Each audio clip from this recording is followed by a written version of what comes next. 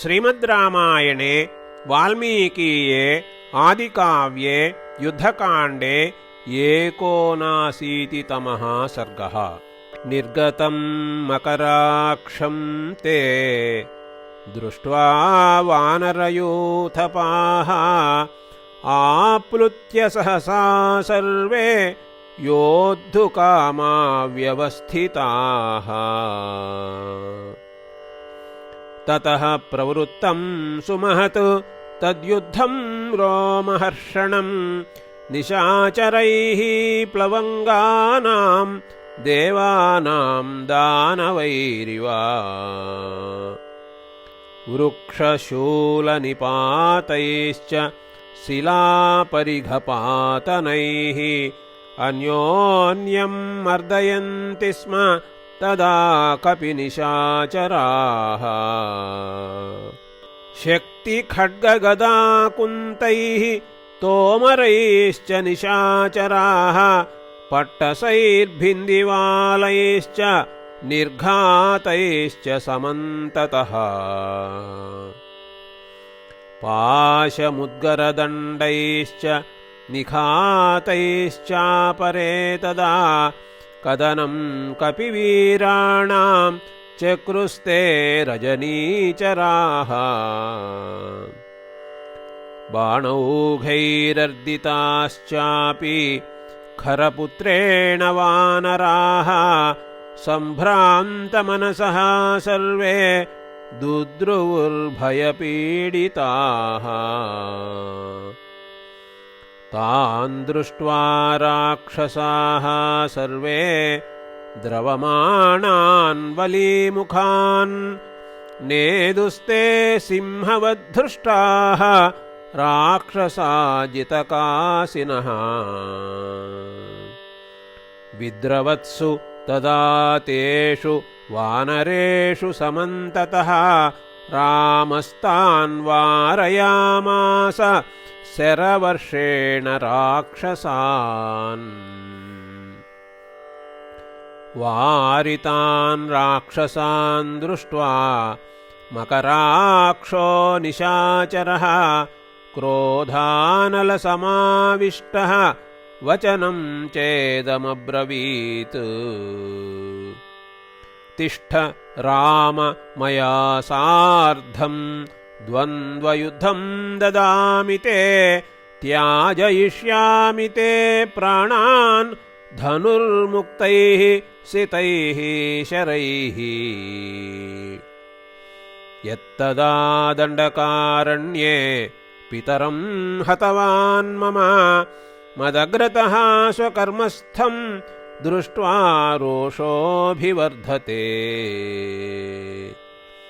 दह्यन्ते भृशमङ्गानि दुरात्मन्मम राघव यन्मयासि न दृष्टस्त्वं तस्मिन् काले महावने। दिष्ट्यासि दर्शनं राम मम त्वं प्राप्तवानिह काङ्क्षितोऽसि क्षुधार्तस्य सिंहस्येवेतरो मृगः। अद्य मद्बाणवेगेन प्रेतराड्विषयं गतः ये त्वया निहता वीराः सहतैश्च समेष्यसि। बहुनात्र किमुक्तेन शृणु रामवचो मम पश्यन्तु सकला लोकाः त्वां मां चैव रणाजिरे। अस्त्रैर्वा गदया वापि बाहुभ्यां वा महाहवे अभ्यस्तं येन वा राम तेनैव युधि वर्तताम्।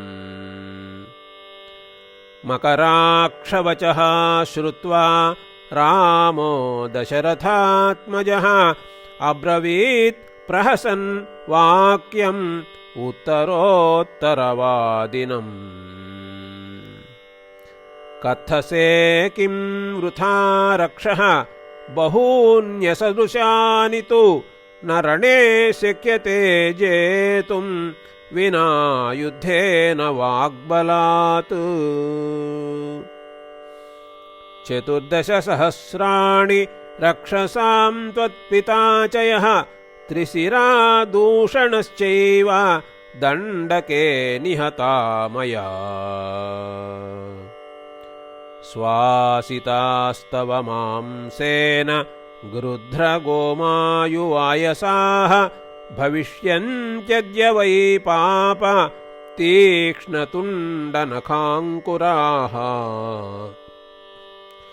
राघवेणैव मुक्तस्तु खरपुत्रो निशाचरः बाणौघान् अमुचत् तस्मै राघवाय रणाजिरे। तान् शरान् शरवर्षेण रामः चिच्छेदनैकधा निपेतुर्भुवि ते छिन्नाः रुक्मपुङ्खाः सहस्रशः।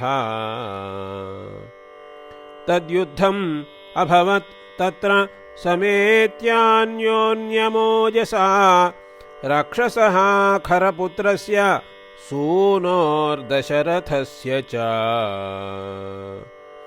जीमूतयोरिवाकाशे शब्दो ज्यातलयोस्तदा धनुर्मुक्तः स्वनोत्कृष्टः श्रूयते चरणाजिरे।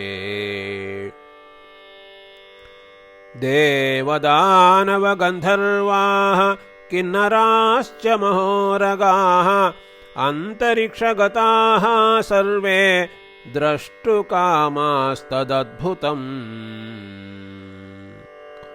विद्धमन्योन्यगात्रेषु द्विगुणं वर्धते परम् कृतप्रतिकृतान्योन्यं कुरुतां तौ रणाजिरे।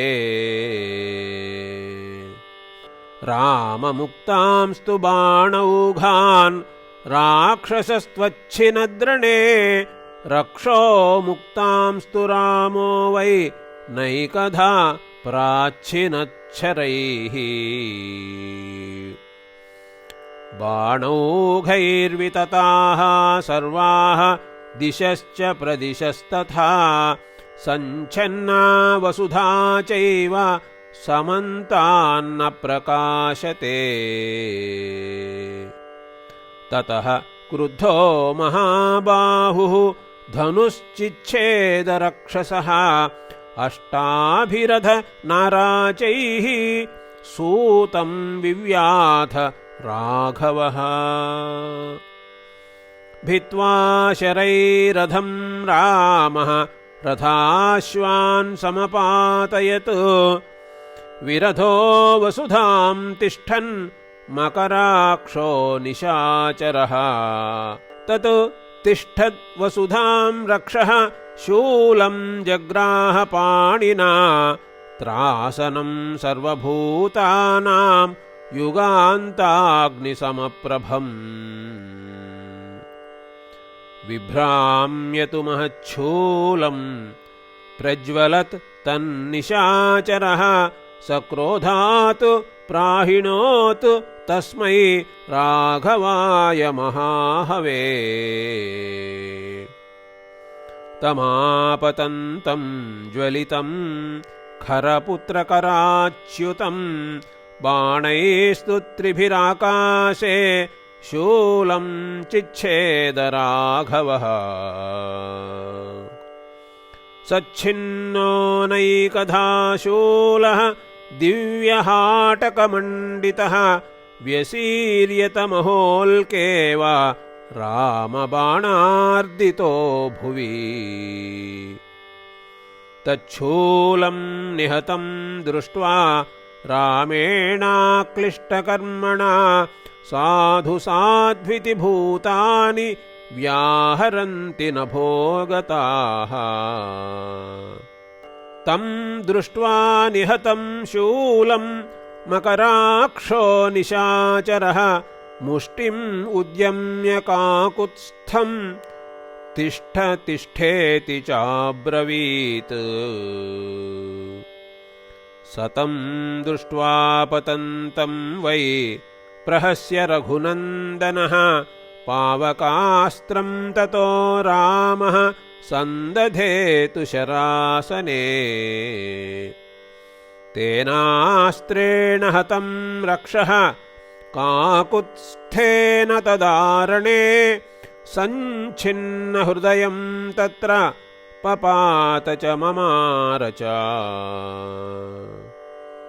दृष्ट्वा ते राक्षसाः सर्वे मकराक्षस्य पातनं लङ्कामेवाभ्यधावन्त रामबाणार्दितास्तदा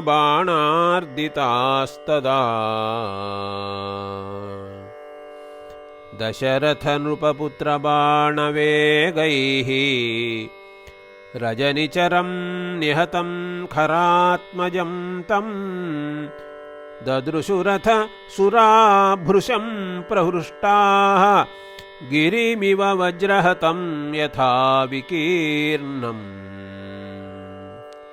इति आर्षे श्रीमद्रामायणे वाल्मीकीये आदिकाव्ये युद्धकाण्डे 79तमः सर्गः।